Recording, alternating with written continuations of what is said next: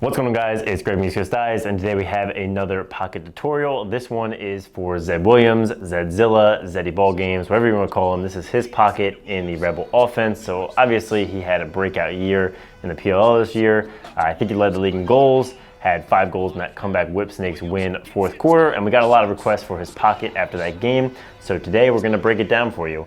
He's got the Rebel offense with Hero 3, and his pocket is a really nice pocket that's nice and low and baggy. Doesn't have a very tight channel, sort of similar to like the Connor Fields pocket. The pocket can move around a lot and it gives the ball a lot of freedom. It has a really smooth release and obviously works really well with his playing style. So for the top string, we've got 9 diamonds. He does all of the holes in the Rebel offense, so you can do that if you want. And then for the sidewall, you just need to know how to do overhand knots and SIs, which are super simple and we have tutorials for. So now let's hop into the pattern for the sidewall. So now we're gonna start on the sidewall pattern. So remember, the top string is done on the first hole, which is a little different from how we normally do it. That means we're starting our sidewall pattern on the second hole, and just like all of our sticks, we're gonna start out with a double loop going through all through that first sidewall hole just to lock that first hole of mesh down. So do your double loop and then come out from the front to the back of the mesh, and then we're going to start with our knots. So we're going to have 4 knots here, skipping a sidewall hole between each. So we're going to skip this big sidewall hole here on the Rebel offense and go down to the 4th and take that second diamond mesh and do an overhand knot, pull it down, make sure to get all the slack out because it's not pulling it that tightly, so you definitely can't leave it loose at all, so you definitely want to get it as tight as you can. Then we're going to do a second one, skip another hole, and then come down to the 6th and do the 3rd hole of mesh. And again, make sure to pull that down nice and tight.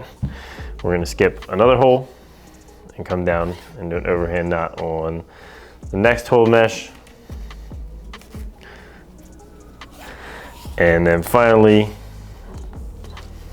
our last knot is going to skip one more hole and pull the mesh down nice and tight. So this is, for the first couple, not as tight as we would normally pull the mesh down, but since we've done 5 mesh diamonds pulled down with the knots, it's still gonna be nice and tight, but normally we would pull these down just a little tighter.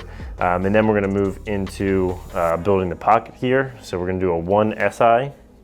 So for this, you're gonna come from the front to the back of that next diamond of mesh, and then without going through the plastic, you're gonna go from the back to the front of the following diamond.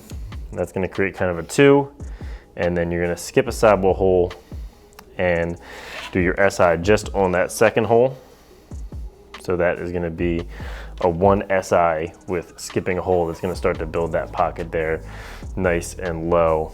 And then we're gonna do a standard SI without skipping any holes. So going right to the next one, and that'll just help push that pocket up just a little bit. So around, and then through with the SI, so you've got your knot, then your 1 SI skipping a hole, and then your SI right there is the next one. We're gonna do another SI, and this time we are gonna skip a hole. And this is gonna help move the pocket down a little bit. His pocket's pretty low and baggy, so this is gonna help out with that feature. And then finally, we're gonna do 1 more SI, skipping another hole. So down at the bottom here, skipping a couple holes to space it out just a little bit.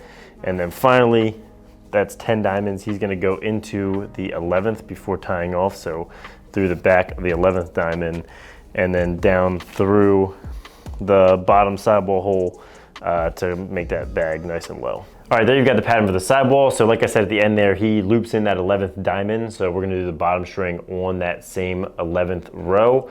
And you can make it as tight or loose as you want, but it does give the pocket some nice depth down at the bottom.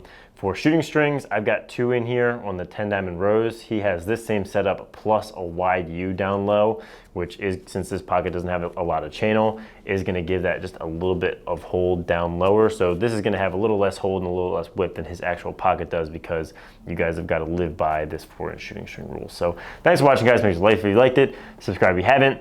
We're gonna try and bring back more pro replicas from this PLL season in our heads, so you guys can string the off season, dial in some new pockets. So thanks for watching, have a great day.